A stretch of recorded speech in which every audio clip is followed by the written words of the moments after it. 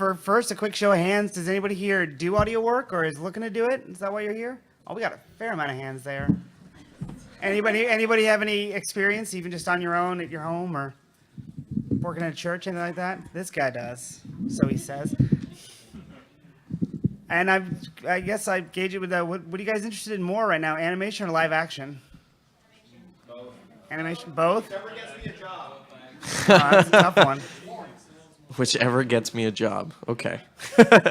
Somebody will pay you to wrangle cable. Foley, there we go. That's my guy. I did that for a lot of years. It's a really weird one. Even harder to get paid for. So I guess we'll start with animation. That's where everybody seems to be. We got 3 shows. We got Ruby, we got X-Ray and Vav, we got RVB to talk about. Where do you guys want to start? RVB. RVB? Is that pretty unanimous?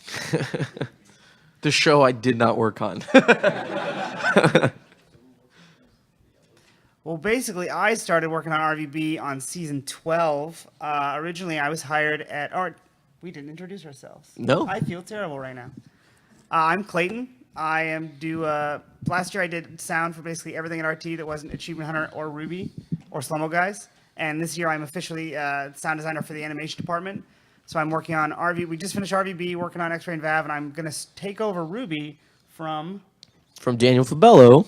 I worked on Ruby for the first 2 seasons and was the editor, and then got somehow roped into doing sound design for it. And I had some experience before that, so I was able to kind of design that with Monty. And I think I took over sound from someone else about episode 4 of the first season.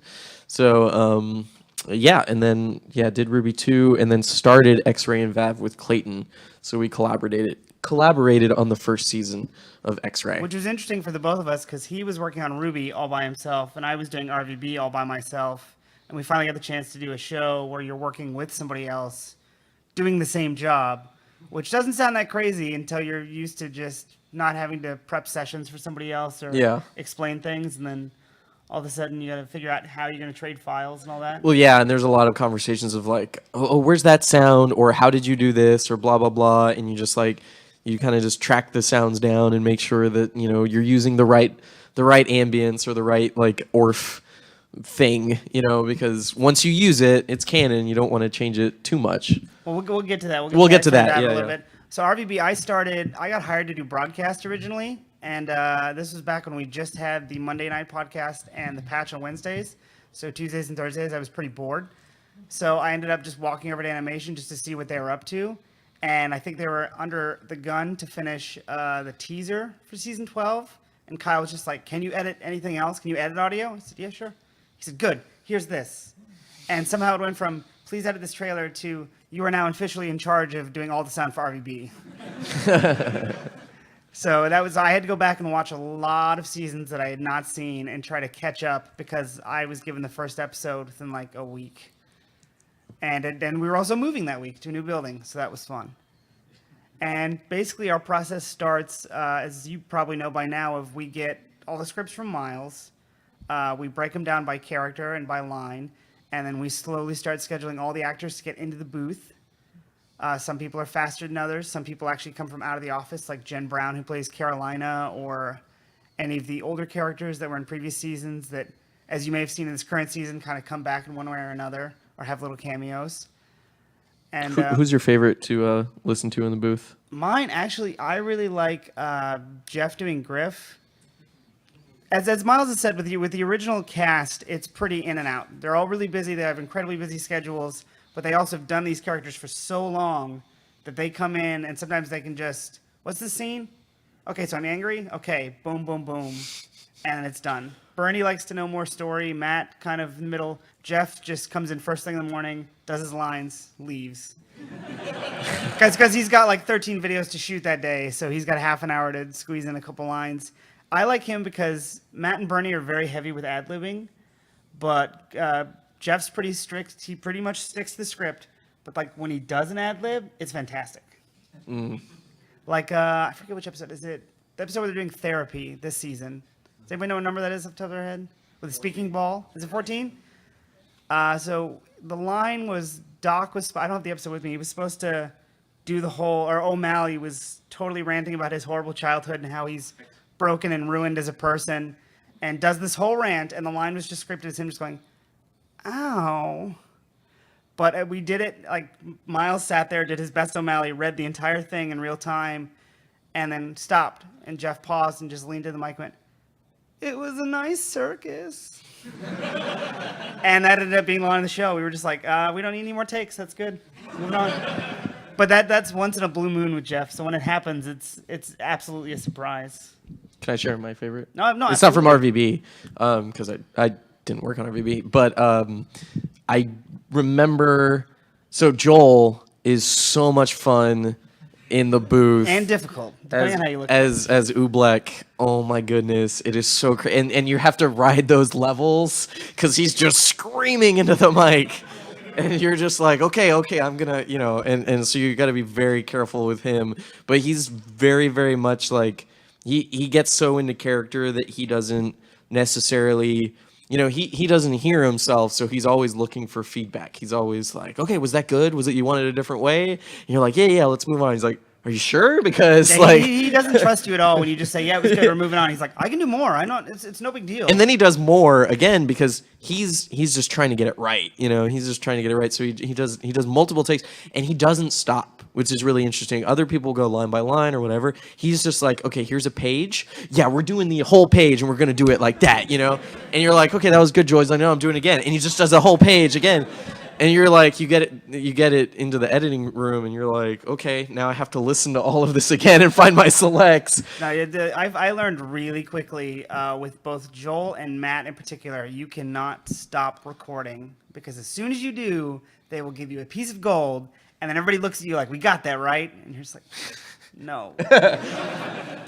And then I guess my second favorite was and I've never she's out of town except now she's actually in town. But when I first heard Samantha Ireland as Nora, I fell in love with the character. And I was just like, I'm done. Like that was the first thing I edited, or one of the first things I edited for Ruby was her scene in episode 3 of the first season, and it was just so good. What she does with her voice is just crazy. And if you watch her, it's really crazy to watch people performing. If you ever have a chance to watch people perform voice characters, it's very strange. They're all different. Everybody's got there's somewhat of their move to get into character. They still do very much physical acting, even though they have to stand in front of the mic, which sometimes is a problem because you have to remind them because they'll start doing this. And so the line will go, and you're like, no, you have to stand still. And they're like, sorry. And then they'll yell up here, and you're like, no, we didn't get that either. You have to stand still. But usually that happens in the most emotional of scenes. People just the actors get really into it, and they forget that they're actually recording something. So in RVB in particular, which is not true as much in Ruby and X-Ray, we then give all the selects that are cut up to our editors, Connor being one of them right here. Give a wave. And he puts on the very special, very magical RVB filter that's been the same one we've used forever. And then they all come back to me, or he edits them in the episode. They come back to me. And it's pretty nice with RVB in particular because at this point, after season 12, Miles will usually just tell me the beats of the story, kind of what's important, what's the emotion in each scene. Or if there's anything out of the ordinary, he'll be like, okay, this I want to be very quiet. I know there's stuff blowing up, just make it quiet. So, okay. And Nico and David, who are right here, start on the music. I will usually listen to some of it, but I try not to listen to all of it too much because I like my design to be its own thing. Usually there's a scene where, I think in episode 11, where Sarge comes out of the smoke in slow motion finally, of this season I mean, I went and listened to see what music was there because I didn't want them to fight. But for the most part, unless there's something I'm really concerned about fighting, I do my own design and then they do their own composition. And then when we get closer to mix, me and Miles start listening to both together and kind of pick and choose what we can lose, what needs to stay. Usually that means I'm trying to avoid any cuts or any edits that are specifically addressing emotion, because usually in RVB music carries that so very much that it's just I'm just walking over what they do if I try to do something that lends to a character's mood. Normally you just do the scene as is. You can do frightening sounds or silly sounds, but usually you try to let the acting and the music take the emotional ride. And then we blow stuff up. And then we'll blow stuff up. We do a lot of guns. The weird thing about RVB that happens more and more, especially this season, because we had a lot of battles, is that because we have to use the Halo gun sound effects for everything, they will phase like crazy. Because once you have 13 of the exact same sound layered on top of each other, just slightly timed offset, then it just starts sounding all weird and funny. Which is something we had to figure out was, especially in the battle scenes, offset Halo gun sounds with M16s or AK-47s or anything that sounded similar but wouldn't cause phasing issues. Can you explain what phasing is? Oh, absolutely. As we know, I wish I had a whiteboard. As you've seen, probably even just in cartoon icons, sine waves are exactly what they sound like, the little squiggly line. And when you put two on top of one another, actually, I can show a visual right here. Booyah. So this is what a sine wave looks like if you zoom in really far. Find a good one. How many people here use Pro Tools? How many people use it but also kind of secretly hate it? There you go. But so as you know, this is what a sine wave looks like up close. And when you have two that are on top of each other that are exactly the same, it will just be twice as loud. That's how you know something is perfectly in sync if it just sounds twice as loud. But if it moves any bit of a subframe or a partial second to the left or the right, and it's the same sound or similar, then the sounds start to cancel each other out. And if they're completely inverse of each other, if like where there's a peak, there's a dip, that's what you call 180 degrees out of phase, and it will be completely silent. Because it just cancels each other out, because if you think about it, they just fit together perfectly. So it becomes nothing. So usually phasing is when you have, like I said, two gunshots that are similar, that are just offset enough that you'll just get, it's hard to explain. We could try it later if we have time, but phasing is this thing, it's its own sound. But if it starts to sound like you're missing something or you lose frequency content, like the mid-range of the bass is just gone, that's usually what happens is you have something phasing that's taking away those frequencies. And then we go through and we put all the dialogue together, which is stuff like Doyle. Is everybody caught up? Have they seen episode 16? Because that's where I'm going to play clips from. I don't want to ruin it for everybody. I mean, they'll just come after us! We'll lose our home, we'll lose everything for nothing! I mean, they'll just come after us! And then we just have those, and then do backgrounds, which Harmonia is... Usually with backgrounds, we do like a Halo map, or for me, I'll use a Halo map, and then I'll add just every other sound to it, so it still has some of the originality, but if we're there for, 5 whole minutes of an episode, it'll get really old really fast. So we'll start with like the Halo British Ambient, which is the capital. And then on top of that, we add generic city loop that I made, just traffic, or usually you hear a car kind of go by. And I don't think I have any birds in this background. But What do you usually start with? yeah, just more traffic sounds. So what do you usually start with when you're starting to do the sound design? Do you go bit by bit? Do you go minute by minute? It's weird. Usually, one thing I always do is I watch the episode on mute or as close to mute as I can with just the voices, and kind of get a vibe for the movements of an episode. 16 was actually one of my favorites because we had a little bit of everything. We had machinima, we had comedy moments, we had a giant fight scene, we had a heavy dramatic scene with Doyle that then turns into a massive explosion.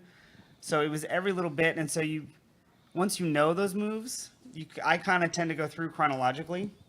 And usually I'll hop around, like if the episode starts with Capital, I'll do all the Capital stuff. But before moving to another scene, I'll go through and kind of fill in any other bit with the Capital, so there's continuity if we're cutting back and forth. Sure. But you have to be really conscious of the movements of the episode because you don't want to use everything you got too early on. Same with mixing. If the episode ends with a dramatic, crazy-ass climax, you don't want to go full on in the first minute because then there's nowhere to go from there. You're just going to get tired by the time you get to the end.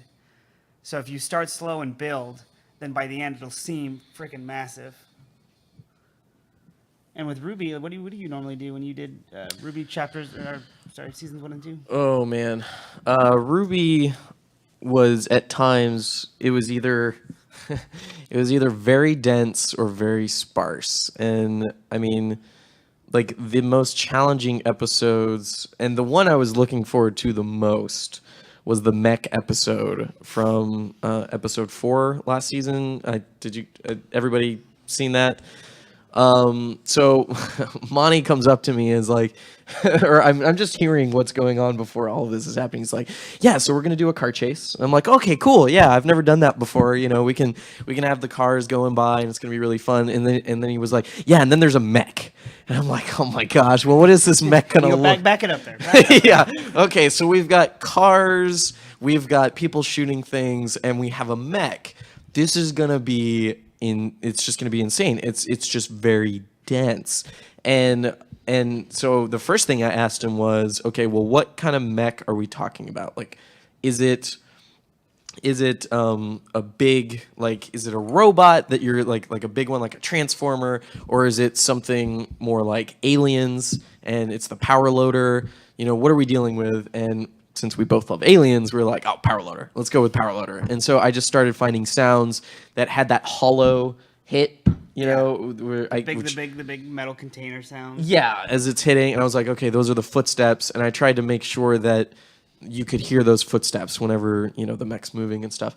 But I guess order-wise, what I would do is whatever was the most fun, that's what I do first. Like, I might lay ambiences, but I'm like, okay, I've got this huge car chase. I'm doing that first because that's the most exciting thing, and it's gonna get me through. It's gonna get me through the edit quicker, you know. And so, and because it was so dense, and I had for that episode probably, I was the sound editor, you know, and sound designer. But then we send it to Stuck on a local post house, and they would take it in Premiere and do the mixing. So I wasn't really concerned too much about the mixing. I was just concerned about, let's get all the sounds in there that you can.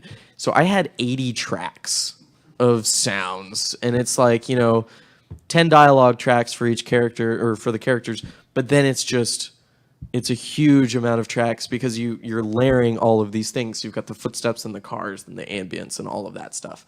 So it was really just what is fun. And then sometimes it's really helpful on Ruby because it's so fluid with the action scenes and what's going on, is that I would actually, and I was the editor, so I got this added bonus of helping the animation team or the directors or Monty find the edit points, so that, like, oh, how do we get out of this scene, or how, like, the scene where Blake shoots the lights out and they get out of the warehouse. I was like, we were on the deadline, and they were like, oh, well, we need to show them, you know, escaping and fighting and blah blah blah. I was like, no, just have the lights off. I'll do some quick design and punches in black, and then they'll jump through the window, and it's fine. And everybody was like, okay, great. And that took me half an hour versus having to 5 days of animation. So sometimes, like, being able to sound design as you're going is really helpful, you know? Yeah, usually one thing I thought about this too, when I'm under the gun, which happens a little more often than I like to mention, but when we have to finish an episode like within a day or 2 days, and I just don't have time to really think about where it's going, usually the first thing I'll start with, because it's what I'm most comfortable with, is doing footsteps and body falls, and kind of anything to do with just people moving, because I used to do Foley for a living, actually performing it and recording it. We sadly don't have the time or the capability to record pure Foley at RT, so I ended up just cutting everything by hand. So usually by cutting each and every, I usually have libraries for each show, kind of what the surfaces sound like, so the footsteps in RVB are not the same in X-Ray. Mm-hmm. And usually I'll do that first, just because for the most part, unless it's a fight scene or they're in snow, footsteps are pretty straightforward, and it gives me a chance to both get something done and watch the episode a few times. Totally agree. Like, you could start with something mundane because you're like, it's 5 o'clock, you're tired, you have to get something done. So it's like, well, footsteps. You know, they're going to be there. Same with you. If I'm jazzed up, I will go like 11. I went straight into the ice tunnel. Sure. Because I was like, this has to work. The episode falls apart if this doesn't work. And I was just like, I have so many ideas. So I just started on that right away, and I was just holding footsteps off for. That's the morning I come in and I don't really want to be here. That's the morning I'll do footsteps when I'm still drinking coffee. Actually, so just, I guess we're jumping around a little bit, but another thing, and I guess I haven't worked with the RVB music guys. Jeff Williams does music for Ruby, but we would always, and I don't know if I don't think they do this for RVB. Correct me if I'm wrong, but I would put in, for the most part, placeholder music. underneath, and then send that to the Jeff Williams team. But it seems like you guys are handed Oh, the that's all video. them. Yeah, and so so for Ruby, it's weird because it's more whimsical. There are more strings. It's just a different type of show. We started doing that in the first season, and it seemed like the guys, it helped them figure out what we were going for. So that's actually the first thing that I do, is that when we're edit locked, then I will score it, with just temp music, or from like on season 2, I just recycled Jeff Williams cues and was like, okay, I'm just going to recycle this cue here, and they'll change it a little bit, or they'll go back to their stems and they'll find it, and then just give a little description of what we're going for, and then I'll sound design, so because you got to get them pipeline wise. So by the time you get there, you know all the movements of the episode. Oh, yeah. You know all the big points. My thing is, I've usually watched with RVB in particular. I've usually watched a few play blasts where it's very bland animation with not as much fluidity and no color, no lighting. And usually I'll have seen scenes, but then after the fact, I get to see where they are and kind of what comes before and what comes after, which, as we all know, changes the entire, like having a fight scene after somebody's died versus before, it changes that entirely. But I think for me, just coming from a film background, I'm used to not working with the composers one-on-one at all. The director does that, and then Sure. later we figure out how to make everything work. And so that's just my preferred working style. And just, I'm really busy, and I don't, I'm just like, they're doing music? Great, fantastic. That's one less thing I have to fight about. Well, I'll be interested to see how you guys do that this year on Ruby. We'll see what happens. Well, it's interesting that we talked about that now, because when we got to X-Ray and VAV, it was very different, because that's classic animation. That's very Warner Brothers and Hanna-Barbera-esque, where the music, as you may know, does a lot of the Mickey Mouse thing, as we call it, a lot of the movements and the funny things and the hits, and sometimes if somebody falls, they'll do a drum hit, all those classics. So that one I actually have to edit while listening to the music the whole way through. Yeah. I have to get temp music up front, because that really does kind of the music then more sets the tone of what we're doing for what scene, because scenes will be a lot sillier once we get the music than they would have been just Oh yeah. just with dialogue. I remember they floated the idea that I just use stock music to score X-Ray and VAV for the first episode, and I looked at him. I was like, no, like there's no way that you will find a cohesive, sound that really harkens back to the Saturday morning cartoons. We need themes, and that's something that's so much fun, where you can talk to your musicians, your composers about theme. And when a character is going through something, it's like, okay, play the Blake theme. Okay, now here's Ruby's theme, and blah blah blah. And then your sound design can kind of let that theme go through, and then you're like, okay, You take a back seat for a take bit. it back a seat so that you get the emotional arc, and then a mech shows up, and then you get to have Have fun. fun. Yeah. I remember you temped out all of the first episode of X-Ray and VAV with the I always remember the guy when they're talking about the plan on the paper, and the guys in the background getting away. You tempt out when he goes to the ladder, the dum dum dum dum. Oh, yeah. Dum dum dum dum dum dum dum. And I was Yeah. like, yeah, that's what it needs. Like, Yeah. Now we're there. Those little things. But That was a weird one. I think I was doing an episode a week, sometimes multiple episodes a week for RVB, and I know your schedule was pretty cramped with Ruby, and then X-Ray came along, which originally wasn't going to be a series. It was just, let's make an episode and see how it works. And we were working together for the first time, so we took our sweet time with that episode. yeah. People kept asking, what were we doing? They're like, well, you would have done like a Ruby episode or an RVB episode by now. Like, what's taking so long? And him having worked on a show that's now in its third season, and me working on a show that was in its 12th season, we were both like, it's got to be good, because if this becomes canon, we're Right. stuck with it. Yeah. And there's no going back. Oh, and that's I think it's probably a good. We should talk about like the differences between each show, realism versus cartoon, and where we get our sounds. I think that, you guys are probably interested in that. Absolutely. I know that we talk about. I just finished RVB, and I think I literally finished the last 2 episodes of RVB, and then had to have within 2 days had to have the first episode of X-Ray done, because our production cycle was that crazy, and that was really weird to switch gears that fast, because they sound completely different. I don't use any of the same files. I specifically put them in their own folders, so there's no cross-pollination there. And which is important. I feel like if it's gonna have a vibe, it's gonna have its own thing. Even going as far as to these aren't allowed to intermingle at all. I wish I had been that organized on Ruby. Oh, this is It's a only mess. This is only because I went through last season and I was like, this year I got this. Now I know what I'm doing. But and so yeah, so RVB is, other than when it's machinima and comedy, it is very realism. Mm-hmm. We're going for punches sound like punches, body falls sound very painful. You know, we have trains that crash and it sounds like a train crashing. It's hyper realism, it's movie realism. Sure. But yeah, it's completely going for that. And then when we did X-Ray and Vav, it was very much, I would ask you a lot, am I being too realistic here? And you were like, yeah, Well, it doesn't need a slap, it needs a bonk. Yeah, that was an interesting conversation. When you do animation, it's like, because we're used to, and most of the sounds out there are going to be realistic, you know, so you have to kind of mess with what the audience is expecting, what's canon from Saturday morning cartoons. But then it's like, yeah, it's that same thing where Clayton's been doing RVB, so he's in this mode, and then you have to switch to this weird 2D cartoon where, you know, a frying pan hit or something might accomplish, you know, something else. So there was sometimes we were like, that explosion just, like, that's too realistic. Let's take it down a notch and just have, like, 1 layer instead of 5 layers or whatever, you know?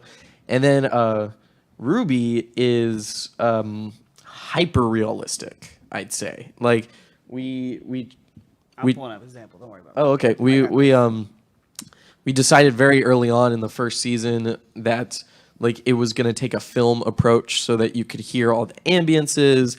And I remember very specifically that the directors were like, you know, a punch can't sound like a realistic punch in real life. We want it to like, it needs to be like a gut punch every time. And Monty, coming from video game design where it's very in your face, heavy-handed, like, and he had those sound libraries with him. Like, I just started stealing from those. I use the Adobe sound effects library. They have a free one that's like 10 gigs. That's pretty good. There's this other library called the Recordist, where I got all my train sounds for episode 11 last year. And we use Audio Blocks and Audio Network for music sometimes. But so we were using various sound design libraries. But yeah, we were very specific about like, it's got to be hyper realistic. It's not going to sound real when you've got 4 girls in costumes beating each other up. It doesn't have to sound realistic. It just has to sound cool. That was something that Monty always said. It's like, I don't care what it sounds like as long as it sounds cool. That's a good rule because we've talked about that. That's something, for me being from a Foley background and having to manually replicate what the actors are doing to the upteenth amount of realism possible so it doesn't pull you out of the movie.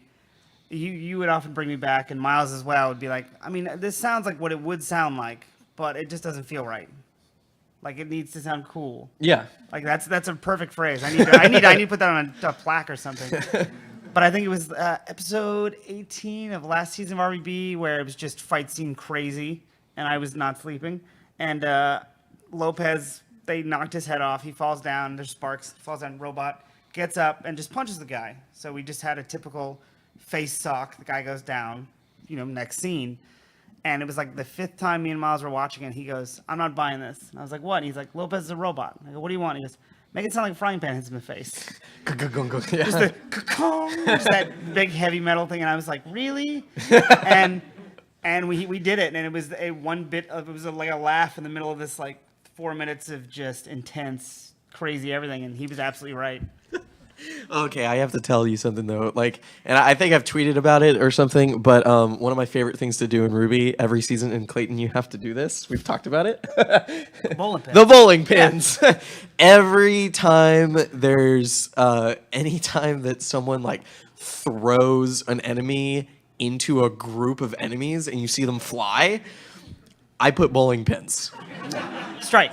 A strike. Yeah. Yeah. And so like, and it's not like it's only bowling pins, because one time I did only bowling pins and Gray came up to me and was like, no, just no, let's lose that. And I was like, okay, it's cool, I'll back off. And then I put in, you know, what sounds realistic, but underneath it, and he's like, he listens to it later, he's like, that sounds great. And I'm like, yeah, you didn't hear the bowling pins, did you? And he's like, and then he listens to it again, he's like, You bastard. That's one thing I always try to do is hide little jokes. Mostly just because if you're watching the same 5-minute episode for 8 days straight, it's sooner or later you're just gonna want to have fun with it. Yeah. Even if it's something, and especially if you're like, I don't know if they'll go for this, but if I hide it really well, that'd be great. Yeah. I think we used it more this season, and it'll be used more later in the season. But when Locust does his cloak thing and he's just walking around in RVB, I was like, we need a sound for this. I mean, I know he's invisible, but we need some sci-fi woo-woo, like the Predator's got his voice. We can't do that. We got to do something. I hadn't slept in like 2 days, and my brain went, I'm going to do a Predator homage, put it in there, because it'll make Miles laugh. About 4 hours later, I had this weird kind of swirling sound, and he watched the episode. He was like, yeah, it's great. And I was like, well, how do you feel about the parts where he's walking around? He's like, oh, it sounds fantastic. And I was like, wasn't funny? He goes, well, what's funny about it? And I went, now I can't remember what's funny about it. And he was like, well, what were you doing? I was like, it was like the Predator. And he's like, does that sound in Predator? I was like, no. And so now he's just like, well, then whenever Locust is invisible, we'll just use that sound. And I'm like, Yeah. okay. Be careful, because it'll become canon. It's true. Yeah. Is there any other? Do you have any other examples of secrets that, and I sneak stuff all the time. I sneak stuff just because I think it's fun, like episode 11 of RVB when they crank up the broke-ass engine that just billows black smoke everywhere. I spent hours trying to find it in my library because I know I have it somewhere. Couldn't find it. Ended up ripping it off YouTube because I wanted the sound of a inertia starter on an old plane where they would crank it, and then you get that, and it starts up. Most notably for us, it's whenever the Millennium Falcon can't go into hyperdrive. That's the same sound. And I was like, so if it's a broken engine on a spaceship, it's got to sound like the Millennium Falcon when it can't start. Couldn't find it, had to rip it off YouTube. and by the end, it's mixed like super low, but I was just like, 4 hours well spent. One of the, and maybe you can piggyback off this. One of the most challenging scenes I had to do last year was the Ozpin clock tower, like his office. What the hell does the inside of a clock sound like when people are supposed to have dialogue? Yeah, that was the thing, is you asked me about that like my first week, and I was like, oh, like big cogs, and it would be all chugum, chugum, Right. chugum, like it'd be awesome. And you're like, yeah, but they're having this conversation. Yeah. It's like a really important thing, and I'm looking at everybody. I'm like, really? This, like, okay. So I did end up getting clocks and gears and slowing them down to 50%, and just putting them underneath so that like like at the beginning of the scene, at the end of the scene, you'll hear it, and then it'll go down. It'll just be ambience, but it's that slow, just that clock. I don't know that clock sound. I'm not going to try to do it, but so that was interesting. But then what I discovered, and this is where the edit was really helpful, is that if you watch the end of that scene, the sound from the clocks, they talk about going to war, and there's like that scene is literally about a ticking time bomb. Like this whole event is going to be something bad is going to happen, and so you hear the ramp up of the clocks of the gears, and then it cuts to the girls in the library, and there's just this echo of clock, and I was like, well, that's my cut point. Good reverb tail. Yeah, good reverb tail,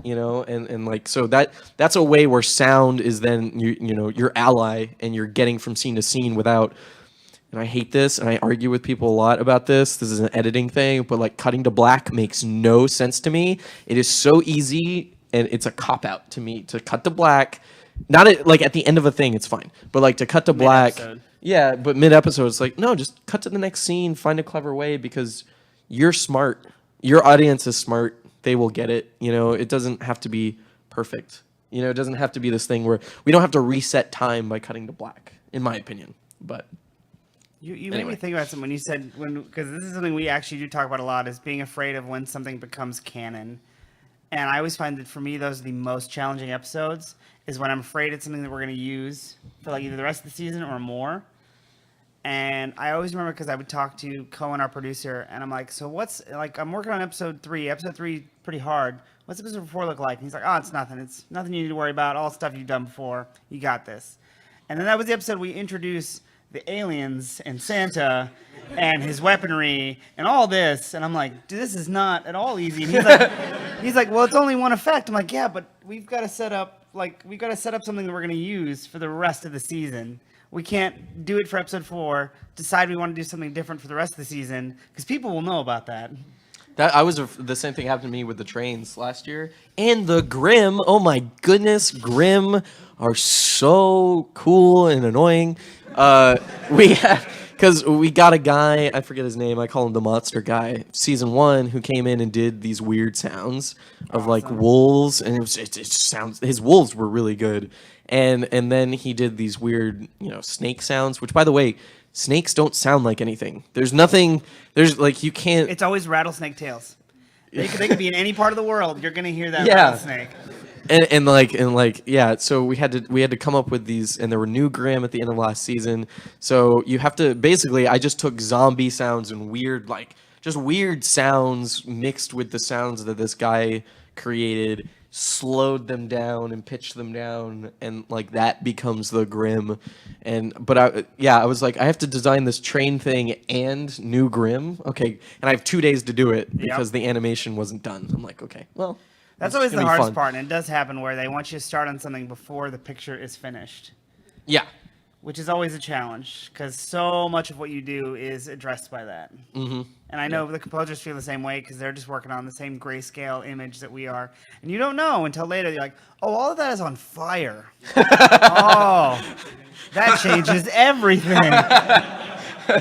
And or better yet, this day versus night, like simple things that. So you have to really watch the script. That's why I love X-Ray, because it's just we have the plates.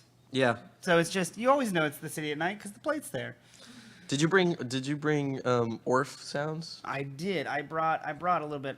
The video wouldn't load, but I have sounds.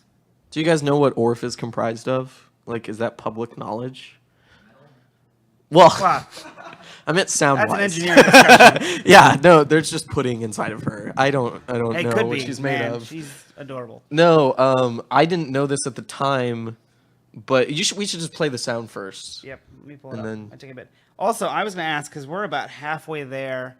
I've got some outtakes that I brought that have yet to be heard by any audience, and they are they're not spoilers. None of them are from episodes that have not played, and none of them are going to be on the Blu-ray or the DVD. So this is probably the only time you'll ever get to hear them. And I know we want to do Q&A. Do we want to, after we do this, do we want to do Q&A and then save the outtakes for the very end? Or do we want to do outtakes and then Q&A? Okay. Just making sure. Oh, crashing. Yeah. You remember when we talked about... Oh. Remember when we talked about... Psych! You remember when we talked about Love and Pro Tools? Yeah. What? Oh, I love BMO. All about I don't know Adventure Time. I don't watch Adventure Time. I'm sorry. Shh, I didn't say that. Shut up! I didn't say that. Who said that? I've seen the first episode of Adventure Time. That is exactly what Orf is. Yes. Damn it! Precisely. And the secret lives on. Well, so I didn't know at the time. I was designing Orf for the first episode, and Oh yeah, that was all you. I was like, you showed it to me, and I was like, great. And you were like, we're gonna change it, and it's like, no, it's fantastic. so I did it the first time, and then I don't know who, Lindsay or Jordan comes up and is like, "Oh, that sounds great, but you're missing this one thing." Because I asked them, They had an idea that they didn't tell us about. yeah, they didn't tell me about it, so I was like trying to. And anyway, we should play the sound first, then I'll explain I'm what it trying is. to find it because I got no video, so I'm having to just. You search mean by- you don't label your tracks and have a very organized system of? Dude. Nope. After working on movies for so long, and you hand so many tracks to so many different people, if you start labeling them, it sounds stupid, but then they'll just get jumbled and mixed up because then somebody will put the wrong file on the track that's labeled something different.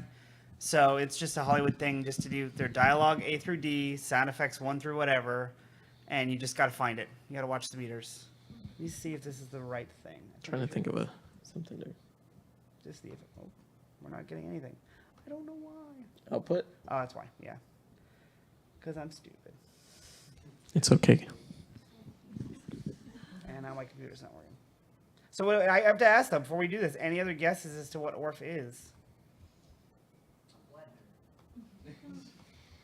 It's a good idea. We should steal that idea, Clayton. If we do Evil Orf again, we'll do Blender. That's true. We had to design Evil I saw Orf somebody too. cosplaying as Evil Orf, and I freaked out. It was awesome. And Orf. they didn't know who I was, so they were just like, "Oh, okay, dude." When I heard Orf for the first time, I was really excited. That was one of those like Nora moments where I was like, "Oh, that's my favorite character." This is the start. This is the effect of her. It'll play, and it's gonna crash.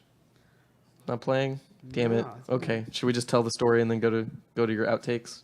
That's why my routing is terrible because I haven't opened the session in a year. You guys know how that is. Here we go.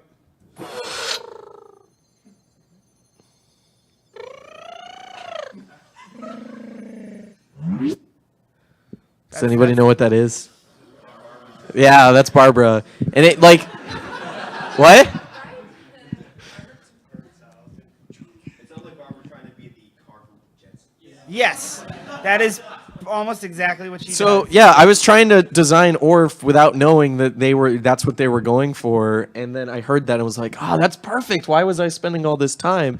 And then I just added a little, there's movements that you add to it, and I told her because I went and got more, I was like, okay, now speed up the lip movement. Okay, now slow it down and do those different things, like you're moving left and right, which is an odd direction to give. No, it's a weird thing. Like, that's one thing I'm always very crucial about in any of my design is movement. Mm-hmm. If it's a happy thing, it goes from low to high, and if it's sad, it goes high to low. Even if it's incredibly subtle, I have to have that. And then I just added some crystal underneath, to give her this kind of subtle magical feel, and like that's Orf, And basically. I think this is her voice is actually, we have, same with Santa, honestly, we have a dry version where it's just the actor, no effects, no nothing, purely their voice, and then we'll duplicate that or run it through a bunch of different weird, cool sounding things. So you always have the backbone of the actor as the core, then anything weird or bizarre on top of that, and then effects. So I think this is without her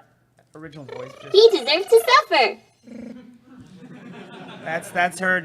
We basically took her voice, made it sound like it was in a metal can, and then I think I found a preset for like an analog weird reverb, and was like, "Yep, done." He deserves to suffer. And then we add that with her actual voice, which should be here. He deserves to suffer. Nope, I think that's it. Okay. But this season, like, if you saw NBC episode 2 of X-Ray and Valve, we had her use a ray to pick something up and move it, as well as a scanner, and they were very specific about. We got her in the booth, she's going, wah wah wah wah wah wah. And then I think her scan was like, wee, wee, wee, just something. We just ask her to make weird noises, and then we have to make them work. And Barbara loves doing that. She loves making weird noises.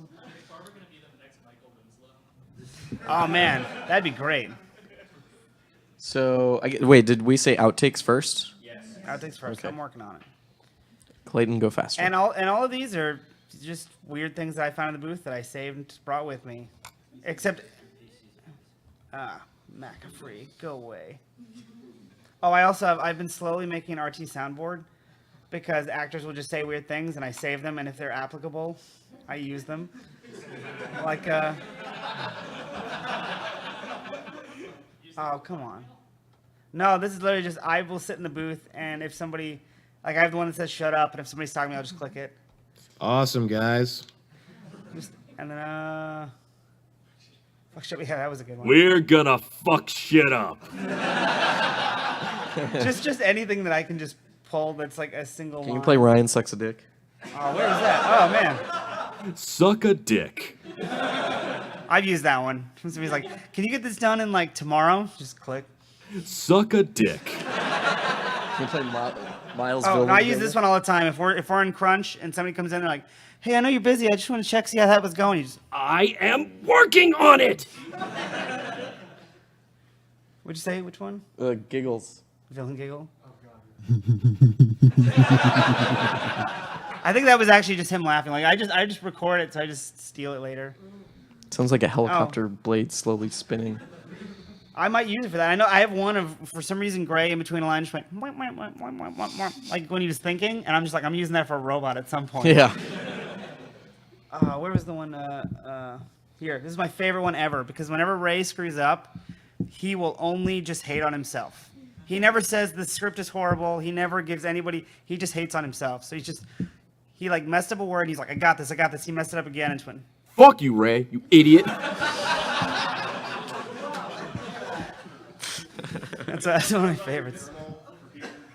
I don't know if I'm allowed to. I gotta see. I asked with a few of these like what I was allowed to show, and they said this one I'm playing first because this one, Miles was in the booth prepping. I hadn't turned anything on yet. He was just in there like doing his thing, and then I go to turn on the preamp, and then immediately through the speakers he's singing, and I just went, Miles, what are you singing? And as I'm saying that, I'm like setting everything up.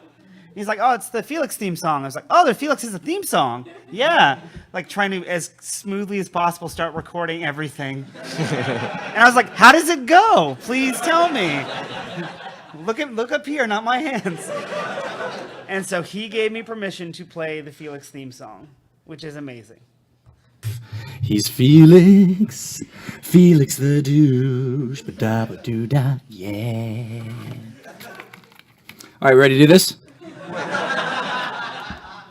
What's up? No, he does it again. That was when I turned it on, and I was like, "You have a theme song?" The full theme song, the Felix song. I was like, "Yeah, no, It'd be like da da da ba da da. Boom, boom, boom. He's a hold on. It was like he's a killer, he's a monster, he's an absolute tool. Ba ba da ba ba ba. He's a douchebag, he's an asshole. He masturbates to images of his face. His name is Felix the douche. Felix the douche. He's gonna stab you in the back while fucking your wife and making slippers out of your dog. And he was like, "Great, can we start recording now?" I was like, "Yeah, sure." Oh, no. So he masturbates while having I asked for clarification, and he then started explaining his motivation. He was basically like, no, like he's into himself, so that's what he does. I was like, okay. You wrote him, you voiced him. Okay. So the thing we talked about yes, Joel, Caboose, and Joel please. just goes, and this is absolutely true, where Joel will be whispering a line and then immediately scream full volume without warning. It's insane. And then he will go back to whispering. So there will always be, and the editors can attest to this, like talking, blown out, just. And then. And you know what he does? Joel's very. The way he gets into character is he just, at least is what he's told me, is that he just does one word. Oh, yeah. He does Caboose. that. Yeah, he does that. Hello. Yes. Hello. Yeah. I can't do it, but he just does. Yeah, that's what he'll do. And like if he's flubbing a line, he'll be like, hello. Because when you're in character and you lose it, it's like, oh, okay, I got to get back to my character. And so when you have that Hello. that line that you always like is true to Caboose, then you just say it and you're back in character. This is one of them where Miles just told me, he was like, okay, we're gonna do some action thing, but we just need screaming. So just scream that Caboose is like really excited. Anyway. Oh, yes, this is excellent! I'm having an orgasm right now! And then Miles was like, okay, let's take it one more time, but just Caboose does not have an orgasm. And that's what he said. Why is everything shouting today? Oh, God, yes! Tucker's having an orgasm!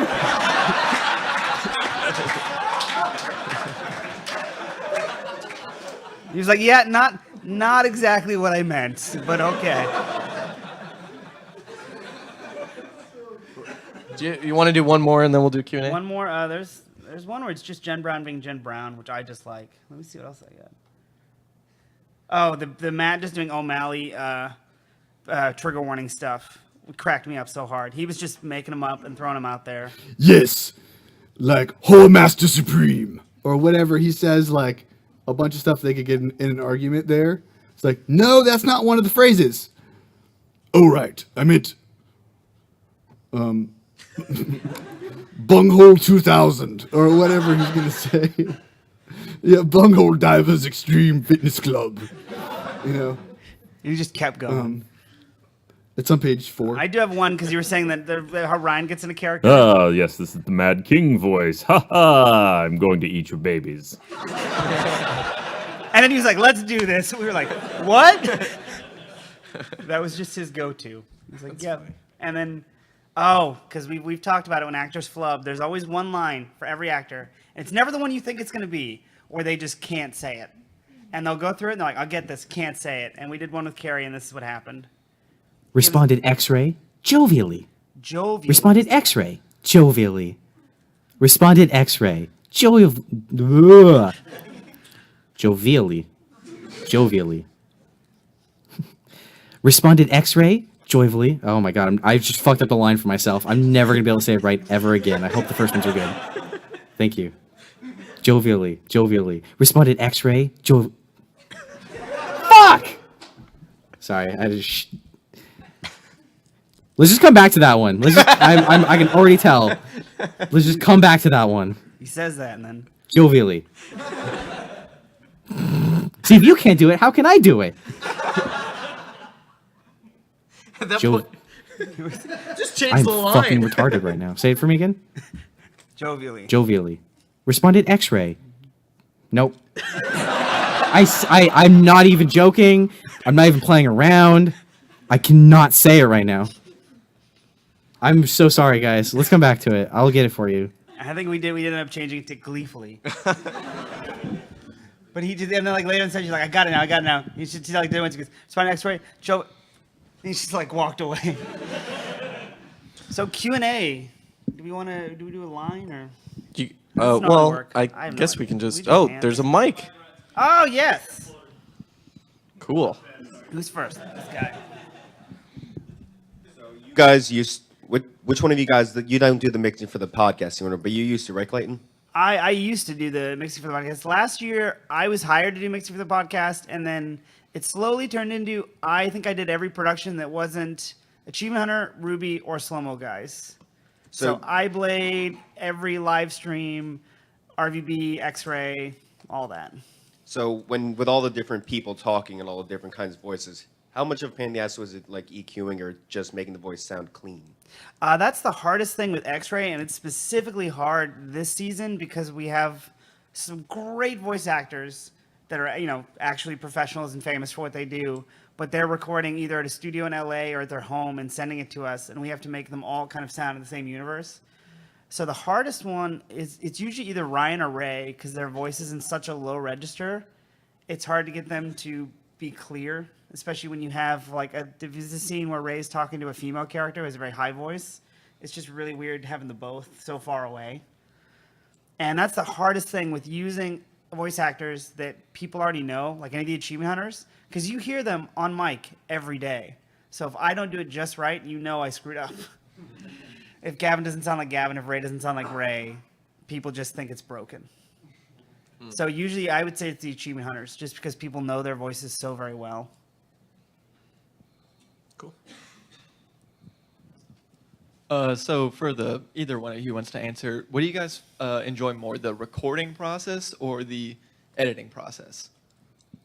Oh, for me, it's the editing process, probably. 100%. Yeah, like being able to sound design something from scratch, especially in animation. Like live action's really different because you're tied to that sound because people see that and they know, oh, that's what that's supposed to sound like. But when you have a whole different world that you've created, then sky's the limit. So actually, there's no limit. So you kind of have to be realistic, but then I don't know. It's just more fun. Yeah, I mean, recording for animation actually is, I don't want to use the word boring, but it's pretty samey day to day because we have a setup. The setup never changes. The actors know what to do. The directors get to talk and interact with them, and I basically sit as quietly as possible. And unless we have a technical problem, like they peaked on that one, let's get a safety. Usually that's as much as I will interrupt. Or if I know the episode we're going for, very rarely, and usually only with Miles, if they're doing ad libs, I'll have them say this because it'll relate to the next episode or the previous one. That's something, gain trust. If you're ever doing mix or a recording session for someone, don't just start directing the session because that will piss that person You'll off. get fired right away. And so if you have a relationship or someone or the director's trying to come, they can't quite get it, and so you just throw it out to them. Don't throw it out to the actor, because then you've taken over. You give it to the director, and then they choose. Oh, that's a good idea. Yeah, let's do that. So always kind of have that etiquette, because I've gotten I've gone too far before. So and told calm down. So you just have to gain that trust. But yes, editing's way more fun. You touched on this a little bit, but in the freelancer arc, the music was so much set to the action, where you can almost time beats to punches. What is that process like, and do you like to do that very often? That's actually not me. That would be for David and Nico up here. And I know they, especially with fight scenes, they get sent early copies, anything that's time locked, even if it's not prettied up yet. And they compose back and forth, sending it to each other over and over and over to make that happen. And I do my punches and kicks on my end.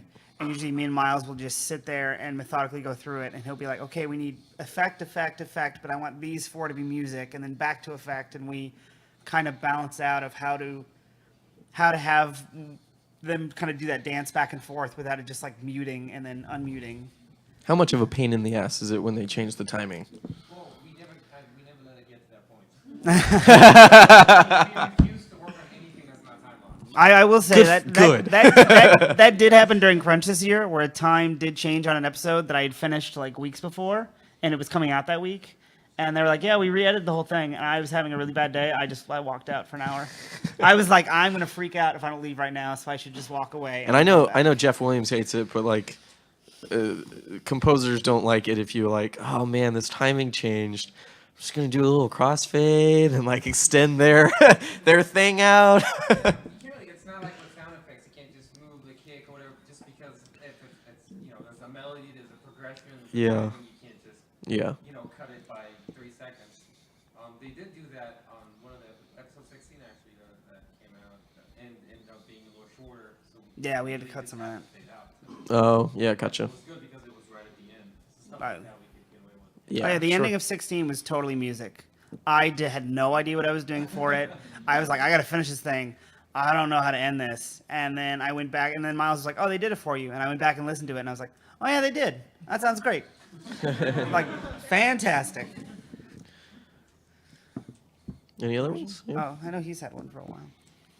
So when I have like 2 questions. So when you're doing machinimated stuff, are they recording the audio at all, or using any production audio? Last year they did record some of it, and then they stopped. I think because Blackmagic, the card they use, was just being horrible. And so usually, no, they don't record anything for it. I cut all the footsteps. Those aren't Halo footsteps. And I usually will use some Halo sounds, but like anytime anybody does the gun swap, like from their back, I'll cut something just so it doesn't sound samey. But usually I'll go to Josh and just ask him, like, when you got time, I need more mongoose sounds. I'm tired of using mine. So he'll literally just pick up an empty map and then just like drive in circles. And then I just kind of piece it together. Okay, and so it's sort of the same question, but do you either of you work on any of the live action stuff? I used to. I'm full-time live action now. So how much of that is just editing the production audio, and how much do you ever? Well, this is a point of contention sometimes, because sometimes we'll skimp out on sound, and sometimes you need to because of budget or whatever. But usually, like, you can tell when you didn't have the best production audio. But it also depends on the short. So if it's just an office short, you're going to have 2 lavs on each character and then a boom. So you're just really editing that with music. There's really not much. But if there's a different short that kind of takes a more genre approach, like 1886 or iBlade or something, then you're going to then it's a whole nother thing. Does that answer your question? What was it? For the most part, live action. I mean, if you've seen our stuff, it's a lot of the comedy's in the dialogue, so it's a lot of walk and talk. I think we have time for 2 more questions. There's 2. Those 2. We'll do those. So you mentioned that you're head of animation, and you just mentioned that you're. I'm head of audio for animation. I'm not head of animation. Sorry. For the sound. Man, he promoted you. Why did you not take that? Well, we're here, but like for sound, you do the animation, you do the live sound. So you guys still do the production stuff, like for the podcasts and. No. Thank God I don't do that anymore. Nope. Not that it's bad, but there's only so many hours in the day. For production, if we have a shoot that's off-site, usually they'll hire a production sound mixer. I've recommended a few people. And broadcast is, I think they found out that for most of our stuff, I ended up doing presets on the boards. So for most live stuff, unless it's like a live stream or something crazy, they just started using board presets. So I wasn't really doing much over there anymore. It really depends for me what show I'm more involved with, because I'm the post super. I'm not the sound. There's no like sound person for live action. So I work very closely with Blaine on $1 Million, but because he switched to the software that I'm a Final Cut Pro 10 person, and it's so much easier. Premiere sucks, and FCP 10 is like, it's the quickest way to do sound editing and sound levels. Like, just the tools in there are really quick. So I can in a morning go through and just do a preliminary sound mix for him. But like Social Disorder, the editors who are on that right now, they're doing that. I haven't touched that. So it just depends. It just depends on what you're doing. So last question. I was curious, I don't know if you guys know off the top of your head, but do either of you have any outstanding, like, particular sounds that you enjoyed really creating, like Orf or something like that? Orf's a fun one. I like when it's a character. And also, I just think she's adorable. Like, if you've seen episode 2 of the newest season, the scene between her and Dragonface is my favorite scene so far. Of him trying to lie to her, but she can't understand sarcasm because she's a robot. Yeah, I don't. Usually it's just anything that...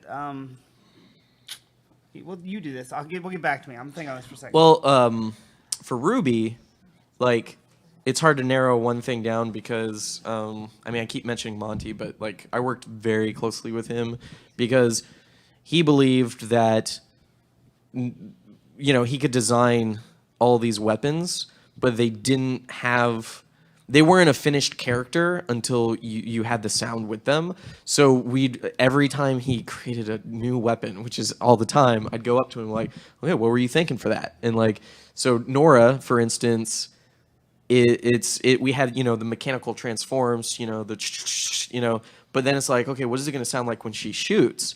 And he was like, oh, well, she's got a grenade launcher, she does this. I'm like, yeah, but it should really be like a howitzer. Like, like a giant Civil War cannon, And he was like, yeah, that sounds good. So I was like, okay, cannon it is. And then like Piers was more like a musket, because it's rifle, but it's meatier. Like if you get a musket sound, it's got this meaty sound. And then like Ren's very, very much like, it's a very light weapon. So you're using something that's more SMG type thing. So there was always a design element to what their weapons were and what those sounded like, and that like rounded out the characters. And as Ruby ramps up right now for Volume 3, me and Clayton are going to be like going through, and I'm going to be going through like each sound and like it's comprised of this, this, and this. We're going to do a lot of studying. Yeah, we got to play catch up. So. I would say right now my favorite thing, just because they told me at the beginning of the season, they're like, oh yeah, we're going to have to do a snow fight and then an ice fight. I've never cut snow or ice in my entire life outside of Footsteps. I didn't even, not in Texas.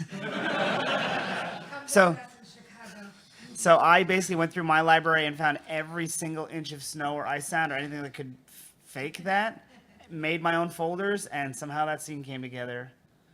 But it was bizarre. And yeah, I don't know. Yeah. But yeah, if you want it, like, the biggest thing that I've done lately, or the most complicated live action sound project that's coming out, other than Laser Team, is I have a documentary premiering tomorrow, which you should all go check out. It's the Achievement Hunter Let's Play Live documentary. And that sound person saved me. Patrick Wiley. I love Patrick.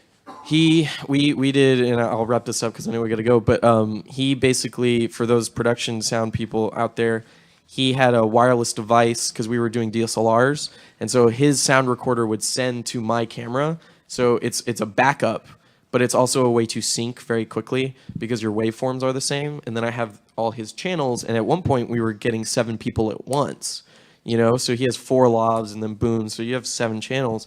And we were just, figuring out all these things. And the sound guy saves you, especially on a documentary, because if you ever doubt something about what you need to film, he was there to be like, just like that, film it. Like, because I didn't know how personal to get with Achievement Hunter. And so when they have a fight, I stopped rolling. And he was like, no, like this, you need to, and because it just happened without me kind of noticing it. I'm like, there's a lot that you have to keep track of. And so I was very grateful for him to be like, okay, and we had a lav on it so you can hear it. And so it's a very important scene halfway through the movie. And I was like, oh, so grateful. So never skimp out on sound is I think, the point of the panel, right? Yeah, always. Anyway, well, thank you guys for coming. I would love to stick around and answer more questions, but I have to run to an animation panel. Yeah, is that at 5:30 or right now? Soon. An hour soon. I don't know which. Okay. But I was gonna say I would love to hang around and answer questions, but it depends on when I gotta get to the animation panel. So stand by. Half an hour? Yeah, I gotta run. Thanks, guys. Thank you for coming. And listen to us ramble. Sure.